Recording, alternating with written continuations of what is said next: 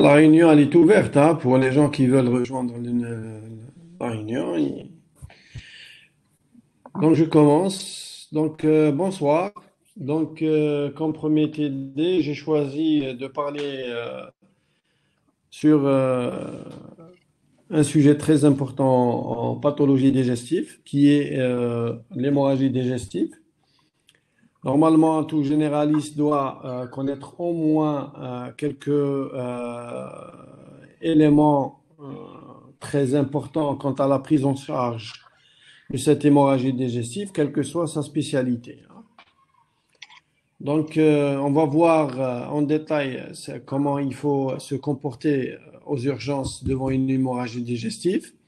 Parce que là, l'hémorragie digestive, généralement, quand elle est de grande abondance, moyenne abondance, elle peut engager le pronostic vital.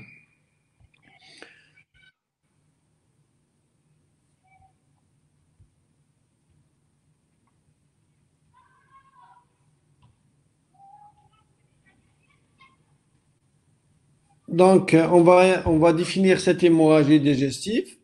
C'est tout saignement ayant pour origine hémorragie digestive haute, hein. Donc, c'est tout saignement ayant pour origine le tractus digestif supérieur, situé au-dessus de l'angle de Tierz. Donc, qui va concerner, vous avez l'œsophage, le duodénum, les voies biliaires, parce que vous savez que la papille, elle est au niveau de D2, duodénum 2. Donc, s'il y a une hémorragie, quelle que soit l'origine de cette hémorragie tumorale ou autre, donc le sang va se déverser dans le duodénum.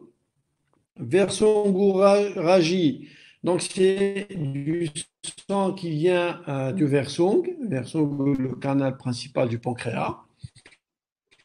Donc tout ça est considéré comme une hémorragie digestive haute. وشنو عبدو؟ راح عندي تيدي راح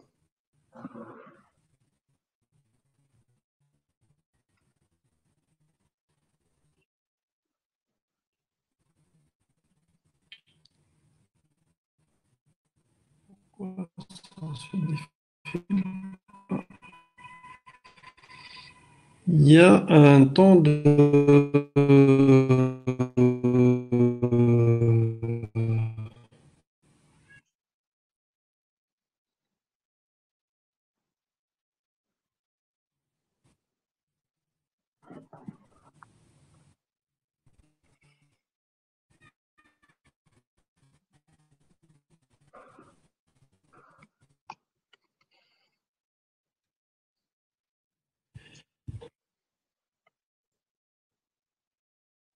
Vous pouvez désactiver votre micro parce qu'on entend ce que vous dites, hein.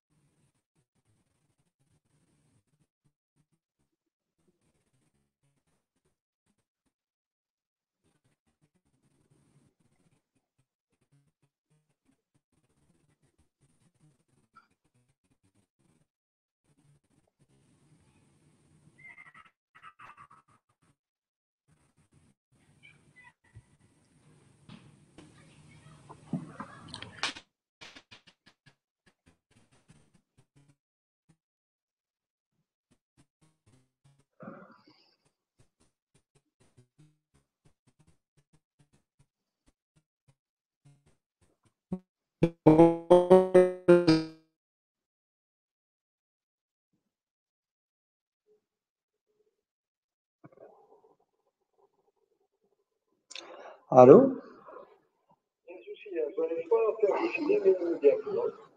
اها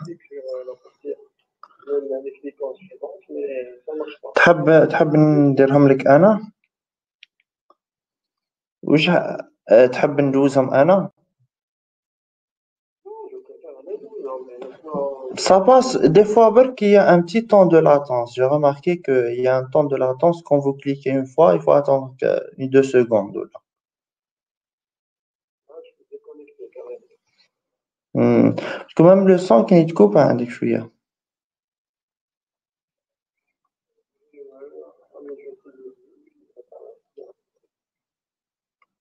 Hmm. Sinon, vous essayez, بالك la 4G مليحة عندك, non? Hmm. Au début, c'était bien la définition. Bah, quand vous avez essayé de défiler, tu m'as capté, tu vois.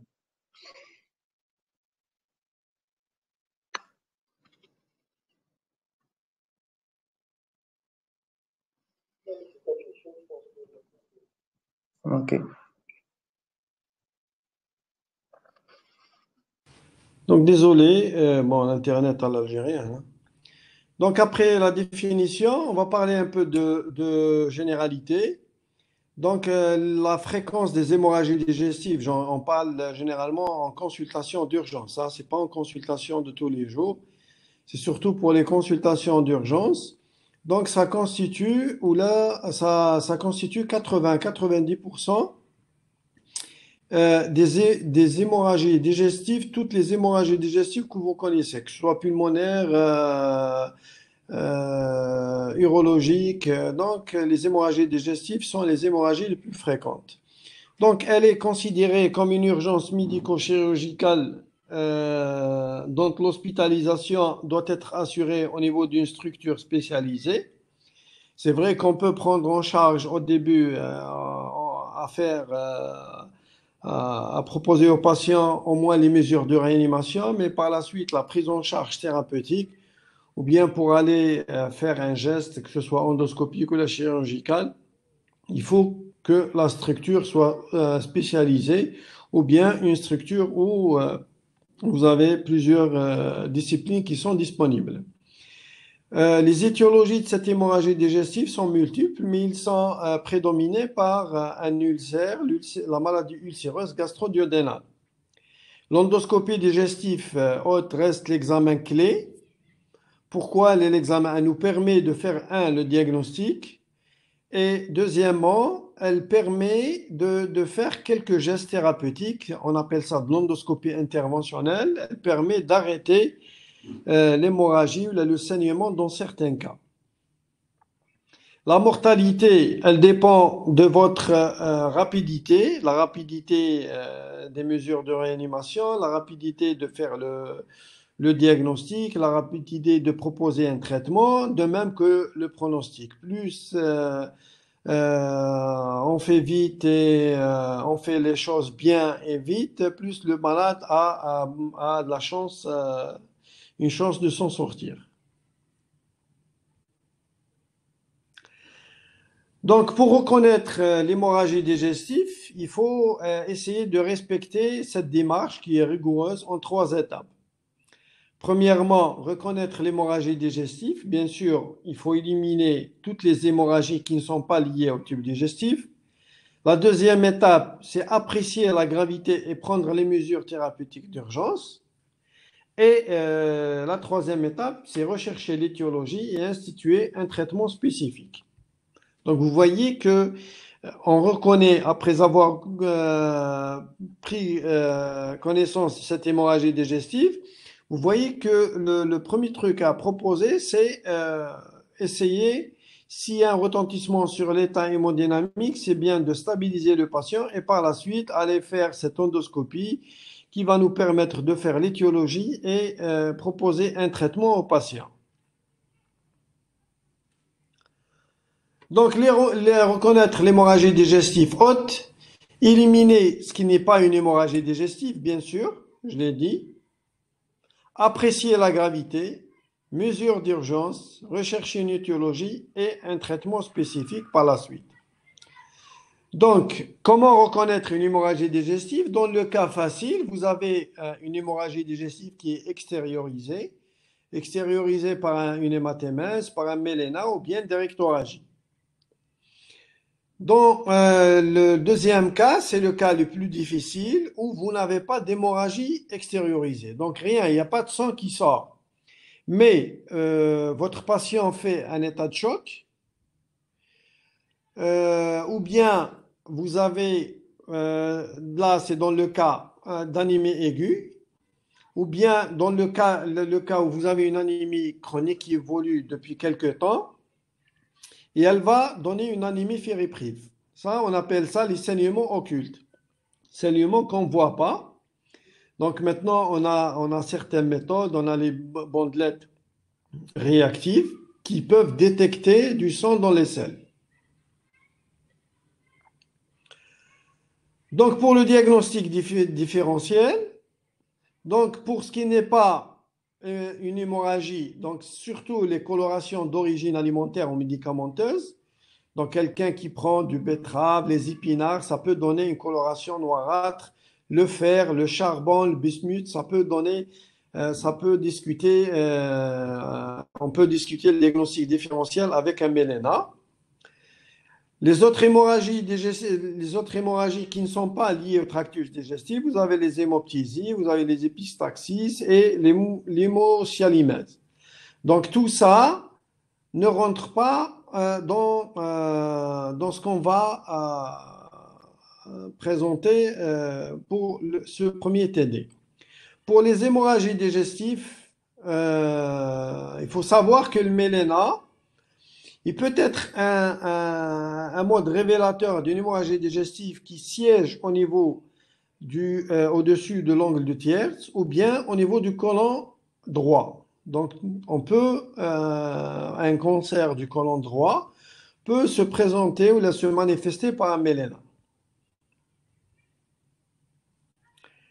Donc, comment vous allez évaluer la gravité de votre hémorragie digestive? Il y a certains critères de gravité. Les critères de gravité, ils sont premièrement liés au terrain.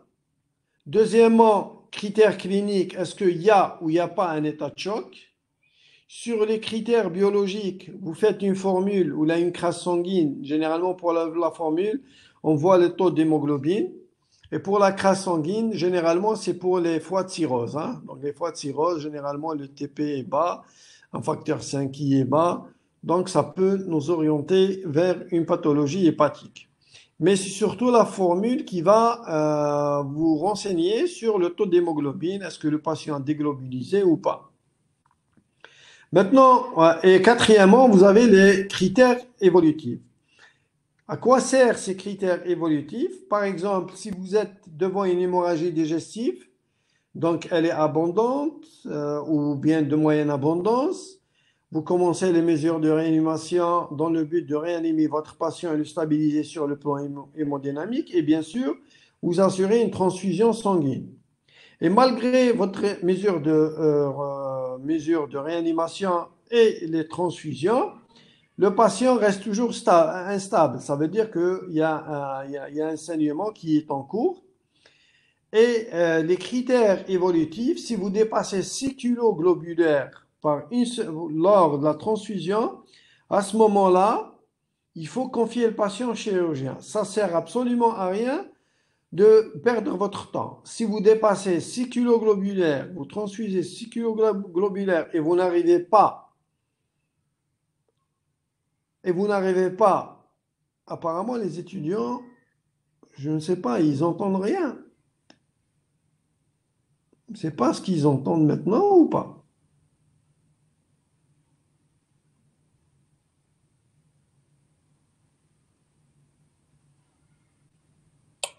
On l'entend, monsieur, très bien. Donc, si vous faites passer 6 kg globulaires et on garde toujours un état hémodynamique instable, à ce moment-là, vaut mieux confier le patient au chirurgien qui va intervenir et essayer d'arrêter le saignement par voie chirurgicale. Et là, l'hémorragie digestive, elle peut être de grande abondance, moyenne abondance, ça peut mettre en jeu le pronostic vital. Les hémorragies digestives de petite abondance ne sont pas dangereux pour le patient, mais elles nécessitent une exploration. Donc, il n'y a pas de raison qu'un patient saine comme ça, ou bien donc c'est pour ça qu'il faut les mesures de réanimation. Qu'est-ce que, après avoir identifié votre hémorragie digestive, faire le diagnostic différentiel, éliminer tout ce qui n'est pas hémorragie liée au tractus digestif, à ce moment-là, il faut commencer à réanimer votre patient, restaurer la masse sanguine. Donc, ce qu'il faut faire, c'est prendre des voies de gros calibre, donc deux voies. La première voie vous permet de faire un bilan d'urgence, un bilan de retentissement. Et la deuxième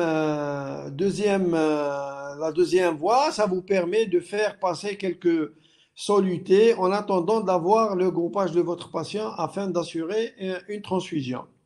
Bien sûr, il faut une oxygénothérapie, donc oxygène nasal, masque, ventilation assistée, c'est en fonction de l'état de votre patient. S'il perd conscience à cause de son état de choc, il faut une assistance respiratoire. Vous commencez toujours par un remplissage avec des macromolécules et puis son groupe isorésus. Et si besoin, si c'est votre patient si c'est quelqu'un qui a été transfusé à plusieurs reprises ou l'a polytransfusé, à ce moment-là, on aura besoin de phénotyper le sang pour ne pas avoir de problème. Le taux d'hématocrite chez un sujet âgé, il est aux alentours de 30. Et le taux d'hématocrite cible chez le sujet jeune, c'est entre 20 et 25. Donc, je répète, donc le taux d'hématocrite ciblé chez le sujet âgé, c'est 30%. Et chez le sujet jeune, c'est entre 20 et 25%. Donc, vous faites passer du sang total culoglobulaire, peu importe, mais il faut atteindre cet objectif, sauf pour l'hypertension portale. Hein. Sauf pour l'hypertension portale. Donc, transfusion hémorragie digestive non HTP, donc en dehors de l'hypertension portale, quand le taux d'hémoglobine est aux alentours de 7 grammes par décilitre, là, il faut transfuser votre patient. Ou bien, même si vous avez un taux d'hémoglobine à 10 et votre patient vous fait une instabilité hémodynamique, vous avez le droit aussi de le transfuser. Mais généralement, quand le patient passe au-dessous de 7 grammes par décilitre, à ce moment-là, il va vous faire son état de choc et à ce moment-là, il faut faire passer du sang. Chez le sujet âgé avec une insuffisance cardiaque, il faut faire attention. Sujet âgé avec une insuffisance cardiaque ou bien insuffisance respiratoire, il faut impliquer le cardiologue dans la prise en charge. Et si le taux d'hémoglobine est inférieur à 10 grammes par décilitre, il faut transfuser. Et j'ai dit qu'il faut impliquer le cardiologue. Donc il faut impliquer le médecin traitant parce que par la suite, ça va nécessiter une surveillance par rapport à sa pathologie cardiaque. Après vos mesures de réanimation, le patient ne va pas le libérer parce qu'on a transfusé, il est calme. Donc, ce n'est pas un patient qu'il faut libérer. Donc, on va le garder en urgence. Bien sûr, il faut une surveillance stricte. Il faut surveiller la fréquence cardiaque, pression artérielle, l'état de conscience, la diurèse de votre patient et bien sûr mentionner le nombre d'unités transfusées. J'ai dit qu'à partir de ce kilo globulaire, si le patient ne répond pas à votre remplissage, à ce moment-là, il faut appeler le chirurgien et éventuellement dans certaines situations, dans l'hypertension portale, on peut prendre la pression veineuse centrale. Donc, après avoir assuré un bon état hémodynamique, vous allez vous présenter, il y aura deux situations qui vont se présenter à vous.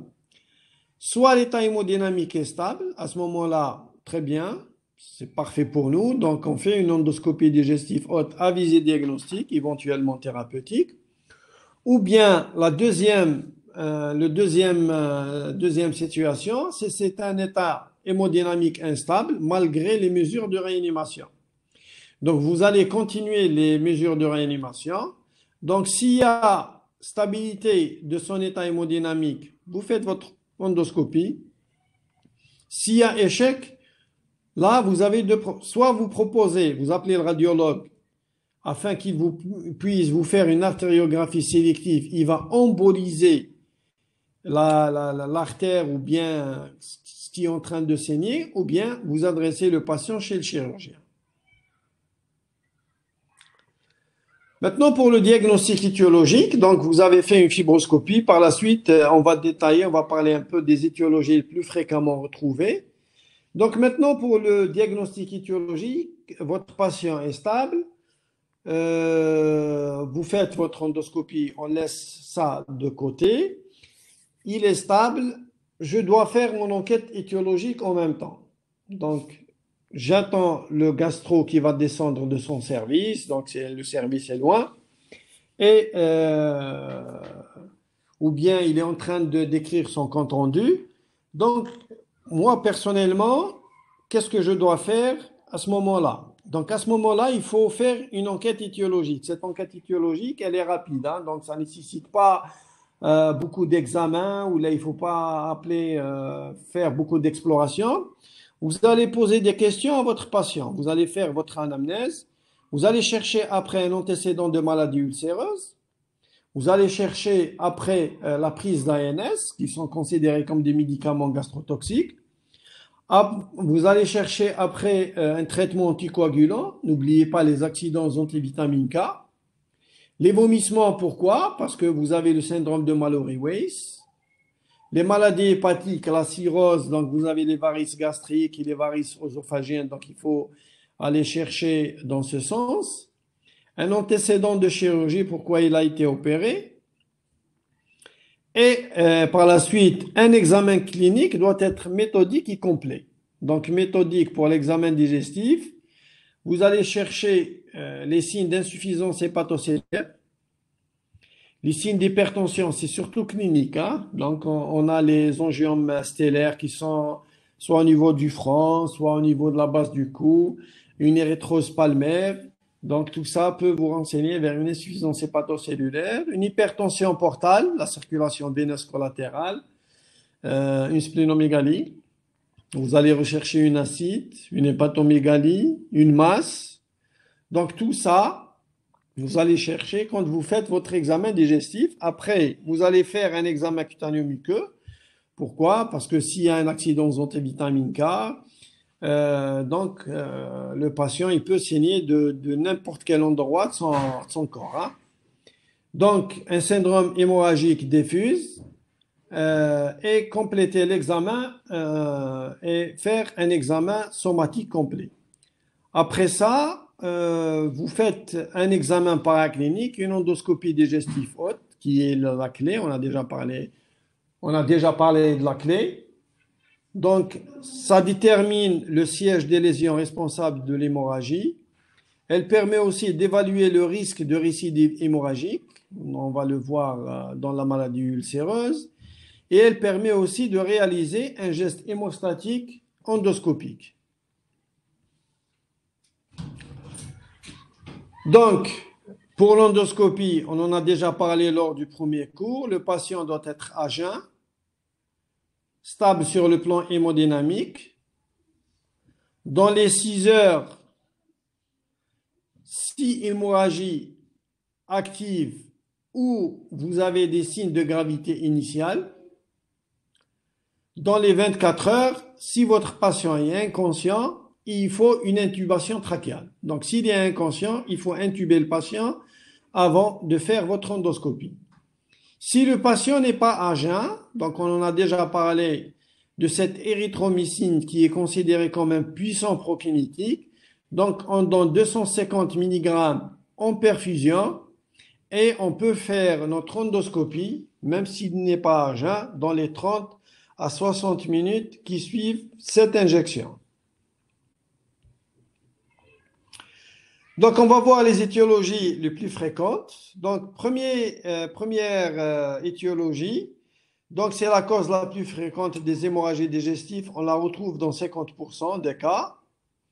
Leur incidence a diminué. Pourquoi? C'est grâce au traitement d'éradication d'HP, c'est grâce aux EPP.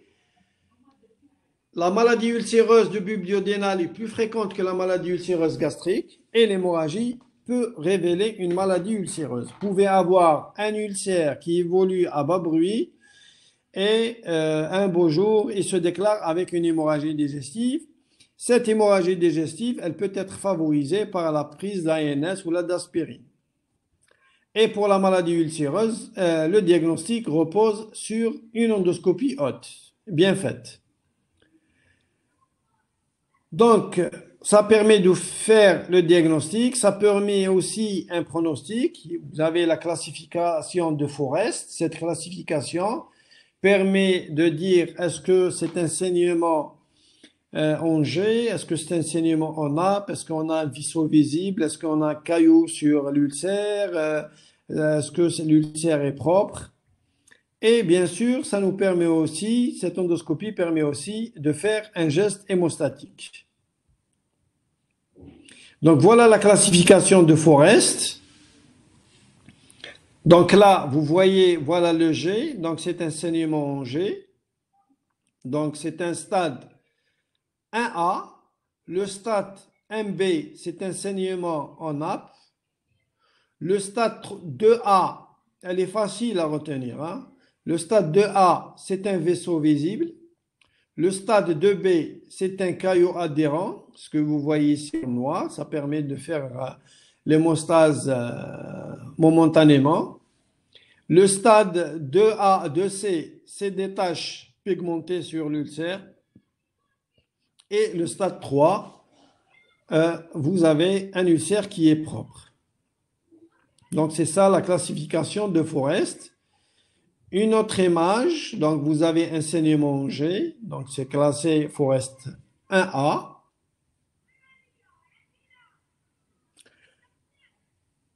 Un ulcère gastrique 2A, 2A on a dit un vaisseau visible, donc voilà le vaisseau qui est visible, voilà.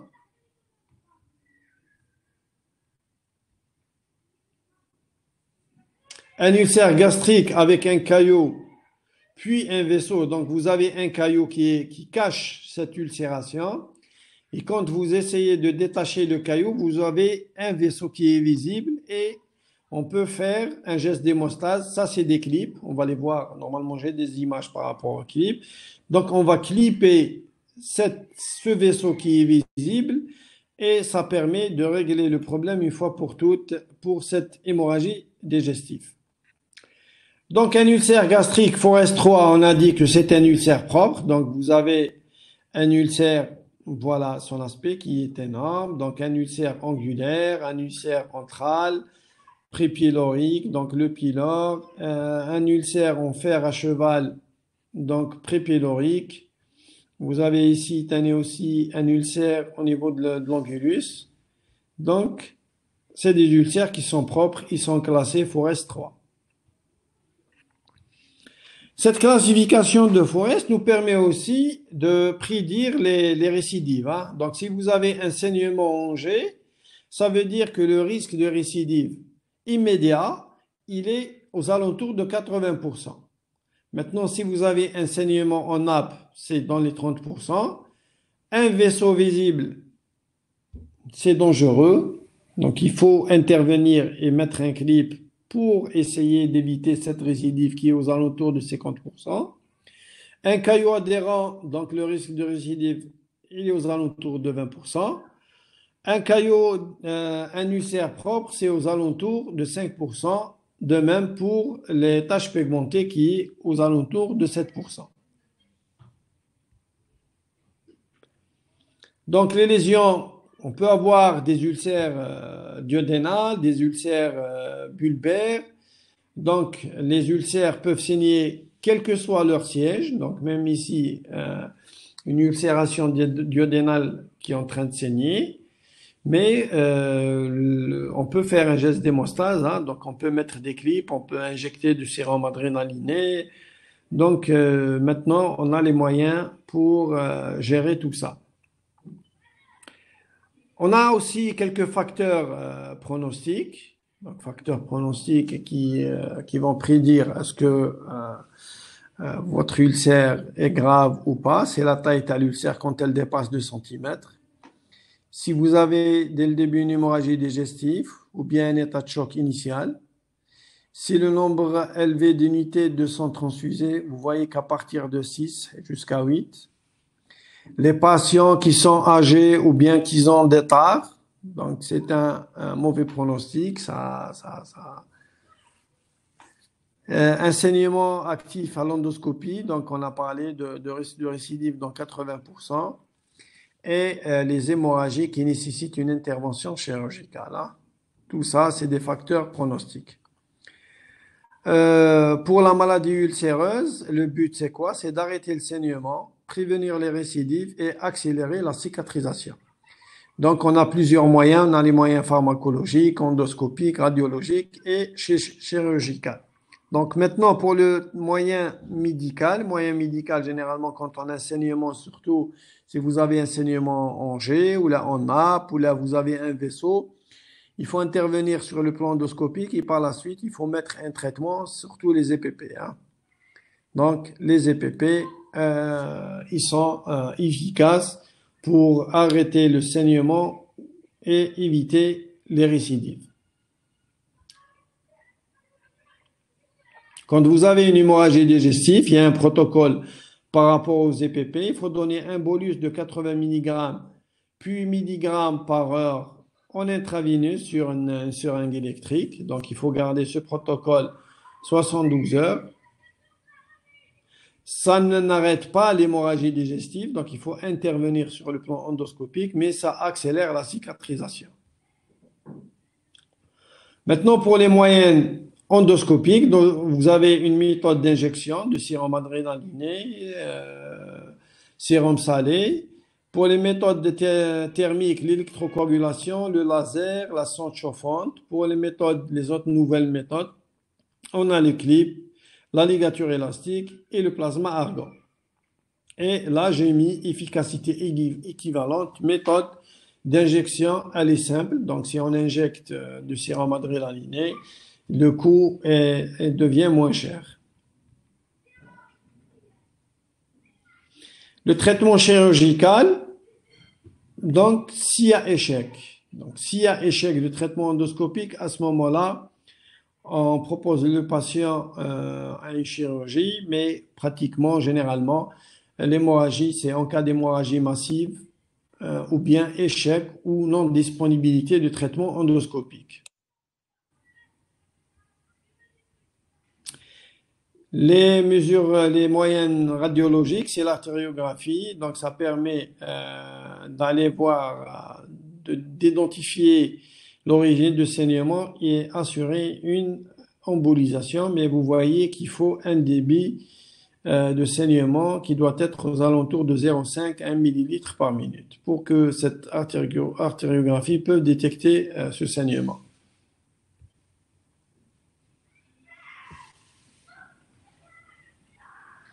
Donc, le traitement endoscopique après stabilisation de l'état hémodynamique du patient pour les lésions à haut risque de récidive.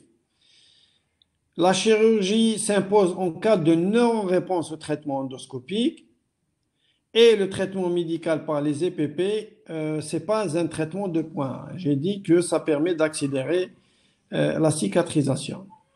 La récidive hémorragique dans les 72 heures ou persistance après traitement endoscopique. Donc, première hémorragie non grave, l'âge inférieur à 60 ans, l'ulcère inférieur à 2 cm, le siège face postérieure du bulbe ou la petite courbure, à ce moment-là, on propose un traitement endoscopique. Si vous avez une hémorragie grave, l'âge est supérieur à 60 ans, l'ulcère fait plus de 2 cm, le siège de la lésion face postérieure du bulbe ou la petite courbure, à ce moment-là, beaucoup de patients vont bénéficier d'un traitement chirurgical. Donc, vous avez un ulcère qui saigne, donc HP, donc l'HP c'est l'éradication d'HP, hein. Donc, ça, c'est un algorithme qui résume tout ce qu'on a dit. Il faut pas oublier qu'après intervention endoscopique sur une hémorragie digestive, il faut toujours, par la suite, prendre le relais par voie orale et essayer d'éradiquer l'HP. La deuxième étiologie qu'on voit lors de ces hémorragies digestives, c'est l'hypertension portale qui est liée à la cirrhose. Donc, elle peut être responsable d'hémorragies digestives par des ruptures de varices œsophagiennes, de varices gastriques, d'une gastropathie hypertensive ou bien des varices qui peuvent siéger n'importe quelle partie du tube digestif. Donc, on peut avoir des varices ectopiques dans le rectum, dans le côlon, donc un peu partout.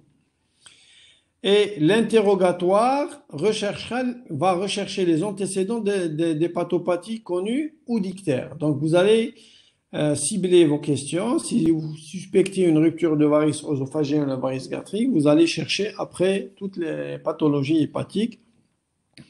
Et même sur le plan clinique, même si vous n'avez pas les moyens de faire une endoscopie, donc vous pouvez chercher une circulation sur le plan pratique. Vous pouvez chercher une circulation veineuse collatérale, chercher une splénomégalie, un ictère. Donc, ça peut vous orienter vers une hypertension portale. Donc, l'examen clinique, voilà ce qu'il va chercher. Un bilan biologique recherchera les perturbations du bilan hépatique, du moment où il y a cirrhose. Donc, mais ce n'est pas dans tous les cas où on peut tomber sur un syndrome de cytolyse ou un syndrome de cholestase. Mais il faut faire un bilan hépatique, faire un TP, un taux d'albumine. Et l'échographie, elle est très importante dans ce cas parce qu'elle va vous montrer un foie qui est dysmorphique et une hypertension portale avec une circulation veineuse profonde, avec augmentation de la taille du tronc-porte. Elle va vous parler de la rate, dire que c'est une splénomégalie de type 2, vous donner les dimensions. Et là aussi, l'endoscopie digestive haute, elle est très importante sur le plan diagnostique et thérapeutique. Donc, lors du saignement, après avoir fait votre diagnostic, il s'agit bel et bien d'hémorragie digestive liée à l'hypertension portale. Aussi, vous avez les moyens, vous avez les traitements médicaux, traitement endoscopique, traitement radiologique et traitement chirurgical. Donc, on va parler de ça rapidement, mais c'est une partie que vous allez voir en détail lors du cours de cirrhose et ses complications. Donc, on a des médicaments qui sont vasoactifs, ça permet d'agir sur cette pression portale. Vous avez le traitement endoscopique, donc c'est surtout la ligature élastique des varices œsophagiennes ou bien l'injection de la colle biologique pour les varices gastriques. Le tamponnement de la sonde de Blackmore. Donc, sonde de Blackmore, faites-moi rappeler dans le service, je vais vous montrer c'est quoi la sonde de Blackmore, comment la placer. Donc, c'est un geste qui est simple et rapide, c'est à la portée de tout le monde. Le traitement radiologique par le TIPS c'est quoi? C'est mettre un stent pour diminuer cette hypertension portale, mais l'indication de TIPS, il a certaines indications, mais l'indication dans l'hémorragie digestive, c'est après échec du traitement endoscopique. Hein? Donc, c'est à ce moment-là qu'on doit proposer un TIPS. Si on n'a pas de TIPS, donc on peut utiliser, si on n'arrive pas à régler le problème des hémorragies digestives par rupture de varices œsophagiennes ou varices gastriques par les méthodes endoscopiques, à ce moment on peut faire une transection œsophagienne. Enfin, on va agir sur cette pression portale. Donc, pour l'hémorragie digestive liée à l'hypertension portale, il y a une certaine particularité. Donc, si vous recevez quelqu'un qui a une hémorragie digestive avec un taux d'hémoglobine entre 7 et 8, il faut respecter, il ne faut pas transfuser. Sauf s'il y a une instabilité hémodynamique. Pourquoi on ne transfuse pas un sérotique qui a 7 et 8 grammes d'hémoglobine? Parce que si vous transfusez au-delà de ces chiffres, vous allez faire augmenter cette hyperpression portale et être à l'origine d'une récidive de saignement. Donc, en cas de cirrhose, en cas d'hypertension portale, il faut respecter 7 à 8. Vous n'avez pas le droit de transfuser s'il n'y a pas un état hémodynamique instable. Je pense que c'est clair pour tout le monde. Maintenant, après avoir pris en charge cette hémorragie digestive, la particularité aussi chez le cirrhotique, il faut mettre, parce que la cirrhose, elle est considérée comme un terrain d'immunodépression, donc il faut mettre un traitement parce que pour que la varice saigne, il faut que le gradient de pression soit supérieur à 12 mm mercure. Donc, si ça dépasse les 12 mm mercure, ça veut dire que votre patient, il fait une décompensation hémorragique, il peut vous faire une décompensation acétique et il peut vous faire une décompensation neuropsychique. Donc, il peut vous faire une encéphalopathie hépatique. C'est pour ça qu'en cas d'hémorragie digestive chez le cirrhotique, ce qu'on fait, on prend en charge l'hémorragie digestive et on fait de la prévention. On donne des antibiotiques pour prévention contre l'infection de liquide d'acide et on donne un traitement, on donne généralement du lactulose, un accélérateur de transit pour protéger le patient contre une encéphalopathie hépatique. Pour le traitement par la suite, on fait un traitement endoscopique en fonction de ce que vous avez comme origine de saignement. Donc, vous commencez toujours par un traitement vasoactif, les médicaments. Donc, endoscopie. Donc, vous avez une varice gastrique qui est en train de saigner. Donc, il faut mettre de la colle biologique. La colle biologique, elle est appelée hystoacrie. Vous avez des varices œsophagiennes qui sont en train de saigner, c'est la ligature élastique. Si vous avez une gastropathie hypertensive, c'est un estomac qui pleure du sang. Donc, si vous avez ça, on a maintenant le plasma argan. Donc, vous pouvez poser des questions lors votre passage au service pour voir c'est quoi le plasma argan. Je pense qu'il y a certains parmi vous qui ont assisté à une ligature élastique. Si échec de traitement endoscopique, à ce moment-là, on va proposer au patient un TIPS. C'est un shunt, c'est un stent, c'est c'est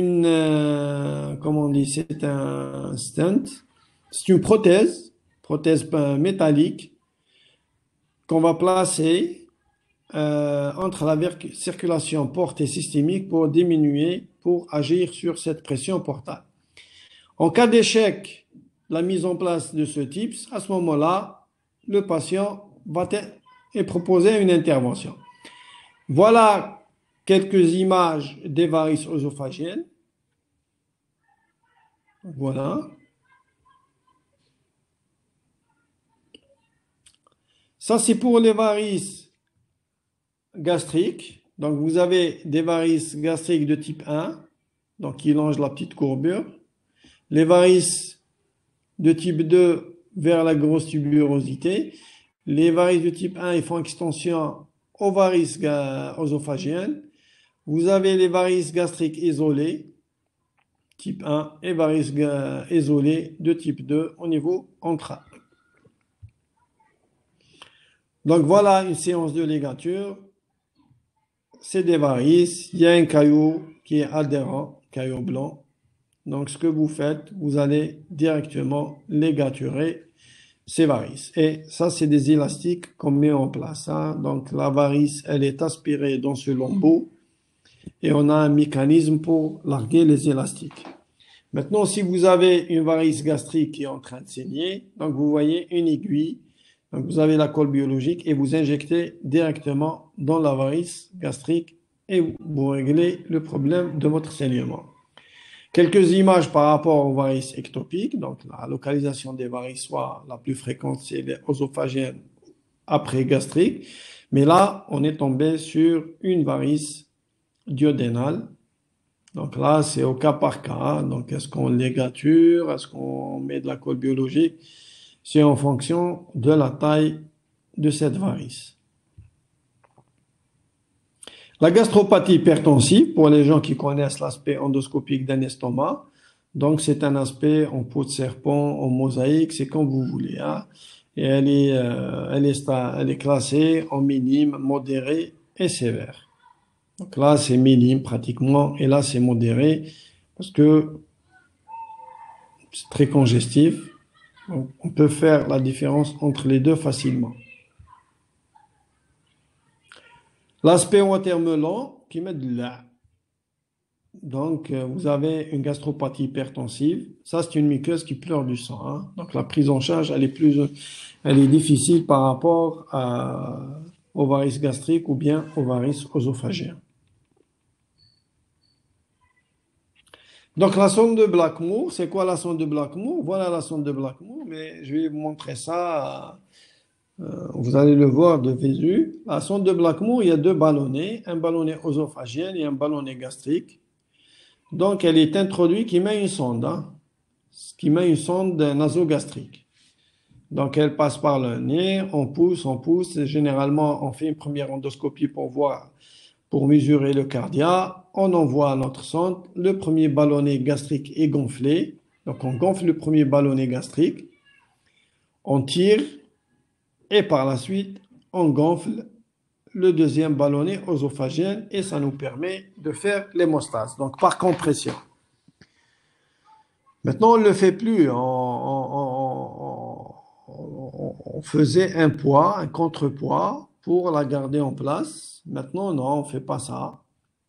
Et elle est intolérante. Généralement, les patients acceptent difficilement cette méthode. Ça, c'est une sonde de Blackmore avec deux ballonnets. Vous avez la sonde de Linton. Donc, il y a un seul ballonnet, mais elle trouve son indication dans la rupture des varices gastriques. Voilà le TIPS. Voilà un stent. Donc, vous voyez les veines sushépatiques et le tromporte. Donc, ça permet d'agir sur la pression portale. Et ça se fait au niveau de radiologie. Là, ça, c'est la scope. Pour les gens qui ont assisté à des séances de connaissent c'est quoi les images du scope. Donc ça, on voit le stent qui est en place. L'inconvénient de ce stent, il peut provoquer une encéphalopathie hépatique, hein. Ça, c'est un algorithme qui va résumer tout ça. Donc, si vous apprenez ça, vous pouvez prendre en charge ce genre d'hémorragie digestive liée à l'HTP, donc hémodynamique stable. Donc, vous faites votre endoscopie, il n'y a pas de varices. Donc, vous traitez un ulcère ou la Hauschkein. Varices, c'est la ligature, plus un traitement vasoactif. Vous contrôlez le saignement, eh ben, tant mieux. Vous ne contrôlez pas votre saignement. Donc, soit vous faites un TIPS, soit une chirurgie. Et le meilleur traitement, c'est la transplantation hépatique. En cas d'état hémodynamique instable, donc vous utilisez les traitements vasoactifs stables. Vous revenez là, vous faites votre endoscopie. S'il est instable, à ce moment-là, en finissant de Blackmore, on est obligé d'arrêter le saignement. S'il reste instable, il faut proposer le patient au TIPS. Sinon, soit chirurgie, soit transplantation hépatique. Vous avez aussi les lésions aiguës gastro-duodénales. Les lésions aiguës sont généralement liées à un facteur aggravant, les ANS, l'aspirine. Chez quelqu'un qui est alcoolique, généralement, c'est des ulcères multiples. Les lésions aiguës dites de stress, on a déjà assisté à ça. C'est des patients qui sont en réa. Donc, on appelle ça les ulcères de stress. Donc, pratiquement, c'est des cratères qui peuvent saigner abondamment. Et on a fait plusieurs interventions au niveau de l'ARIA par rapport à ça, hein. Donc, les ulcères de stress peuvent saigner et abondamment. Les lésions aiguës gastro-duodénales, donc, traitement étiologique auquel s'associe un traitement antisécrétoire. Donc, quelqu'un qui prend des anti-inflammatoires ou bien les sujets qui sont diabétiques, hypertendus, généralement, leur médecin traitant les met sous aspégique. Maintenant, s'il est connu comme porteur d'une maladie ulcéreuse ou là, il a des douleurs épigastriques, il vaut mieux le protéger par un EPP. Donc, on fait de la prévention par rapport à ça. Les patients qui prennent des anti-inflammatoires parce qu'il y a une pathologie qui nécessite ce genre de traitement, donc il faut toujours les protéger par un EPP. Donc voilà certaines lésions qui sont liées aux ANS. Donc vous avez des érosions multiples qui peuvent saigner. Donc, vous voyez, on les reconnaît facilement, hein. Mais c'est des lésions qui disparaissent au bout de 72 heures. Donc s'ils ne provoquent pas de saignement, vous faites une première endoscopie à G1, si vous refaites à G3, vous allez trouver un estomac qui est intact. Les lésions aiguës de stress, voilà certaines lésions de stress, pratiquement on a l'impression que c'est de la nécrose, hein. Donc ça peut saigner, ça peut donner des érosions, là, des ulcérations multiples. Le syndrome de Mallory-Weiss, on a parlé des vomissements tout à l'heure, c'est des hémorragies secondaires et une déchirure longitudinale située à cheval sur le cardia, consécutive à des efforts de vomissement itératifs. Donc l'endoscopie reconnaît aisément la lésion et l'évolution est le plus souvent spontanément favorable. Donc on n'a même pas besoin d'intervenir sur le plan endoscopique. C'est rare où on intervient, sauf c'est pour les hémorragies, déchirures qui sont étendues. À ce moment-là, on peut mettre des clips ou les hémorragies qui ne s'arrêtent pas. Après avoir réglé le problème, n'oubliez pas de rechercher la cause des vomissements. Voilà une déchirure, Mallory-Weiss. On a eu des enfants qui ont eu ce syndrome. Il y a même un enfant qui a été, je pense, il avait 3 ans. Il a été hospitalisé en pédiatrie et on a fait plusieurs séances, plasma argan, on a mis des clips et ça nous a permis de traiter cette hémorragie digestive et l'enfant est sorti sain et sauf. L'exulcération simplex de Dieu la foi. Ça, c'est une lésion qui est fugace et elle peut donner un saignement très important. Généralement, le diagnostic est très difficile sur le plan endoscopique. Parfois, si on n'assiste pas au saignement, on peut passer à côté de la lésion.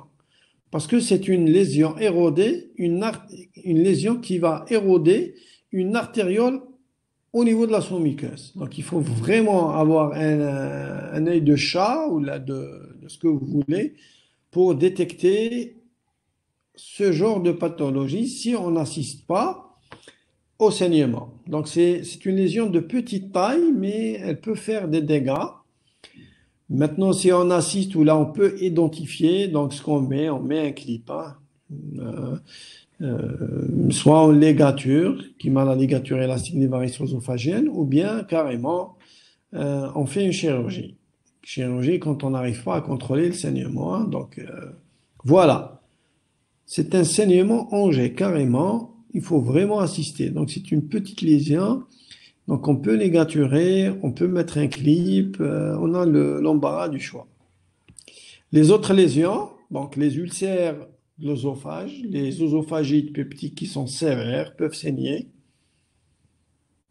Et ça peut être révélé par un méléna, par une hématémèse. Voilà ce que peut faire les dégâts qu'on peut faire avec une sonde nasogastrique. Donc vous voyez, tac, tac, tac, c'est sur le trajet. Donc il est en train de pousser, il a blessé ce côté, on va dire il descend.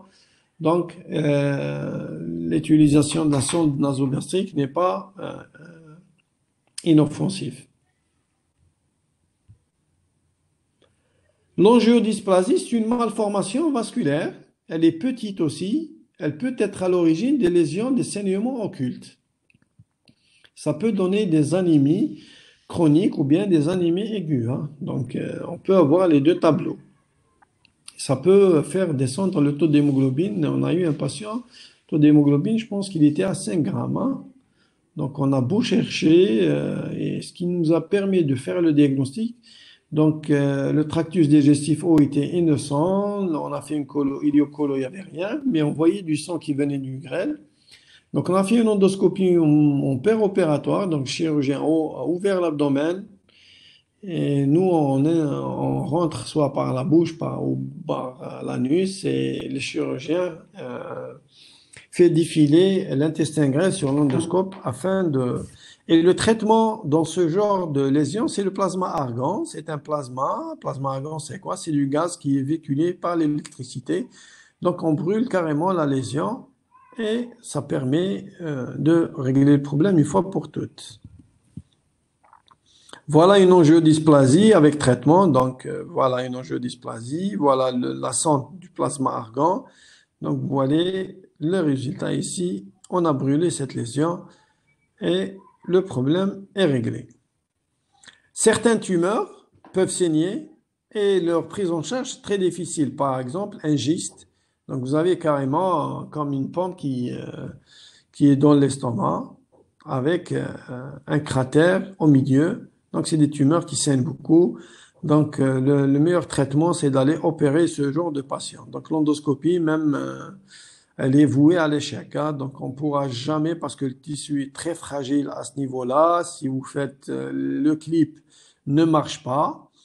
Vous faites le plasma argan. Si on fait le plasma argan, ça peut régler le problème momentanément, mais le risque de récidive est très important. Donc, c'est le meilleur traitement pour ce genre de tumeur qui saigne, c'est l'hémorragie digestive.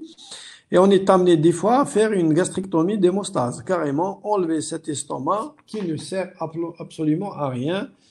On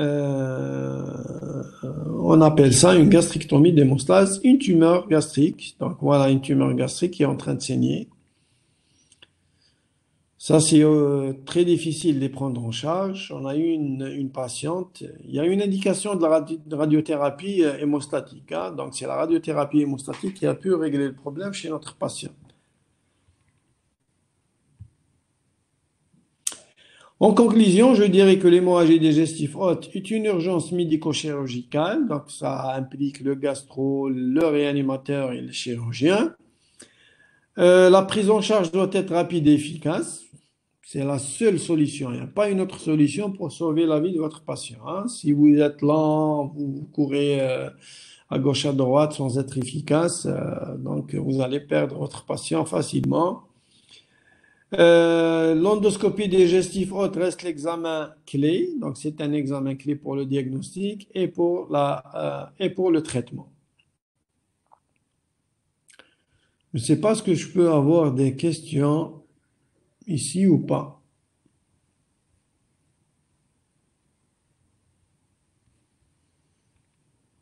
Est-ce que vous avez des questions?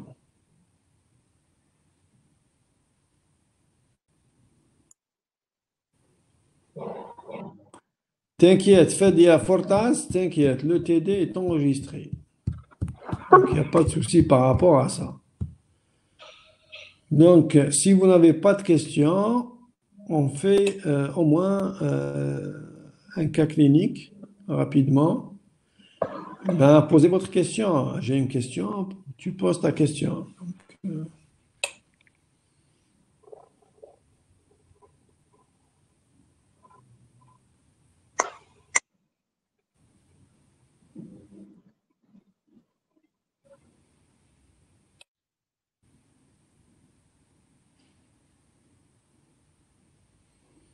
S'il vous plaît, pourquoi on n'a pas le droit de transfuser un sérotique?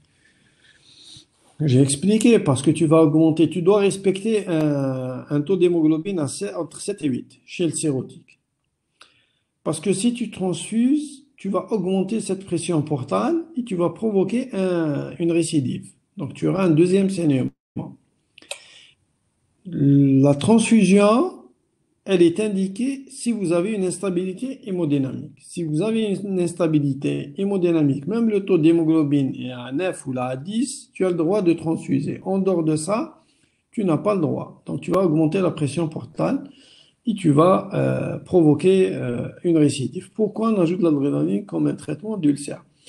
On fait des injections de sérum adrénalinien, donc un cc d'adrénaline dans des cc de sérum salé et on injecte aux alentours de l'ulcération.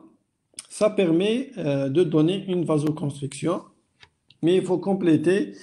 Ça ne suffit pas à tout seul, il ne suffit pas à tout seul pour régler le problème. Ça te permet de diminuer le débit de cette hémorragie digestive et être efficace dans la mise en place des clips pour traiter l'hémorragie.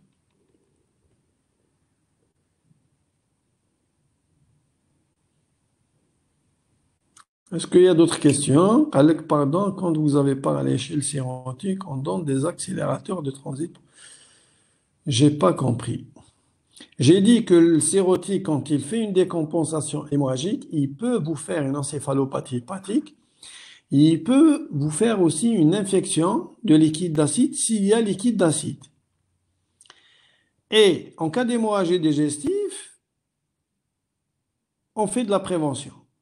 Parce que si tu as une hémorragie digestive et une encéphalopathie hépatique en même temps, ça sera difficile de prendre en charge ton patient. C'est pour ça qu'on donne un accélérateur de transit, parce que la première théorie, c'est l'ammoniac donc, qui peut être à l'origine de cette encéphalopathie hépatique. Donc il faut éliminer tout le sang qui est dans l'estomac, dans le côlon, donc il faut tout éliminer. Est-ce qu'il y a des contre-indications des biopsies? Il n'y a pas de contre-indication pour la biopsie.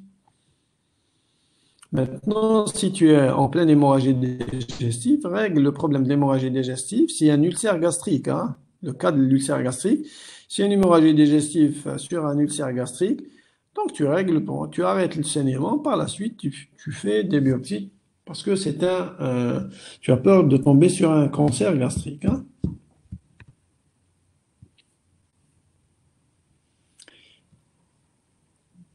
Ou là, sinon, pour le cas clinique, on laisse. Parce que demain, on n'a qu'un cas clinique sur l'ingestion de produits caustiques, parce que le cours a été assuré par Dr Layada. Et on fait en même temps ce que j'ai préparé comme question pour les hémorragies digestives. S'il n'y a pas d'autres questions, je vous dis à demain. Donc, j'attends s'il y a...